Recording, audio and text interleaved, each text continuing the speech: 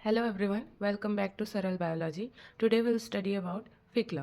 ठीक है, तो फिक लॉ क्या होता है? फिक लॉ रेस्पिरेशन में एक गैस एक्सचेंज का लॉ है ना, जिसमें ये बताया जाता है कि गैस का डिफ्यूजन रेट कैसा होता है। ये कुछ कंडीशंस पर डिपेंड करता है, और या फिर बोल सकते हैं कि कुछ पॉइंट्स दिए गए हैं फिक लॉ में अकॉर्डिंग टू फिक लॉ इक्वेशन। ठीक है, तो हम उसी पॉइंट्स के बारे में अभी स्टडी करने वाले हैं। तो फिक लॉ में पहला पॉइंट ये बोलता है कि if the surface area is greater, है ना, the rate of diffusion is also high. यहाँ पे बोल रहा है कि अगर मान के चलिए कि सरफेस एरिया ज़्यादा है, फॉर एग्जांपल के लिए एल्वियोलाई का जो सरफेस एरिया है ना, वो अगर ज़्यादा है तो उसके अंदर जो भी गैस होगा, चाहे वो ऑक्सीजन हो, चाहे वो कार्बन डाइऑक्साइड हो, कार्बन का मोनोऑक्साइड हो, या कोई भी गैस हो, उसका डिफ्यूज़न का रेट क्या हो जाएगा? ज़्यादा, क्योंकि एरिया ज़्यादा है तो डिफ्यूज़ होने के लिए हमको जगह ज़्यादा मिलेगी, इसलिए वो क्या हो जाता है, उसका रेट ऑफ डिफ्यूज़न भी ज़्यादा हो जाता है।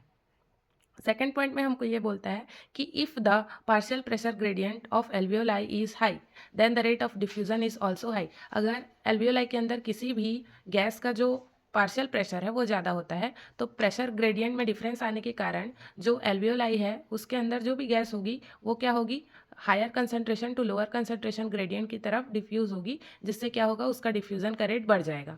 उसके बाद लास्ट पॉइंट में हमको ये बताया जाता है कि if the membrane thickness is more than the diffusion rate is decreased. यहाँ पे जस्ट उल्टा हो जाता है कि फॉर एग्जांपल के लिए ले लीजिए, अगर किसी भी ब्लड कैपिलरी का जो मेम्ब्रेन है या फिर एल्वियोलर मेम्ब्रेन है वो अगर ज़्यादा थिक है ना, तो थिकनेस के कारण जो भी गैस उससे डिफ्यूज़ हो रहा है उसको डिफ्यूज़ होने में ज़्यादा टाइम लगेगा, जिसके कारण उसका जो डिफ्यूज़न का रेट है वो भी क्या हो जाता है, कम हो जाता है।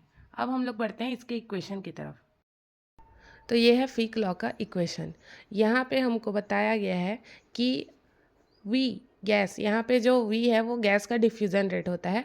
V is directly proportional to D P1 minus P2 A upon T. यहाँ पे क्या बोला गया है कि जो रेट ऑफ डिफ्यूज़न है, या फिर आप ये फार्मूला भी यूज़ कर सकते हैं, दोनों सेम है। रेट ऑफ डिफ्यूज़न जो होता है सरफेस एरिया से डायरेक्टली प्रोपोर्शनल होता है, डिफ्यूज़न कांस्टेंट से भी डायरेक्टली प्रोपोर्शनल होता है, और यहाँ पे जो पार्शियल प्रेशर ग्रेडियंट है उससे भी डायरेक्टली प्रोपोर्शनल होता है, क्योंकि मैंने अभी आपको बताया कि अगर एरिया ज़्यादा होगा तो रेट ऑफ डिफ्यूज़न भी बढ़ेगा, है ना। ये तो डिफ्यूज़न का कांस्टेंट है। यहाँ पे अगर पार्शियल प्रेशर ग्रेडियंट किसी भी गैस का ज़्यादा होगा तो रेट ऑफ डिफ्यूज़न क्या होगा, बढ़ जाएगा। लेकिन अगर मेम्ब्रेन का थिकनेस यहाँ पे ज़्यादा हो जाता है तो ये उसके क्या होता है, इन्वर्सली प्रोपोर्शनल होता है। रेट ऑफ डिफ्यूज़न कम हो जाता है if the thickness of membrane is more.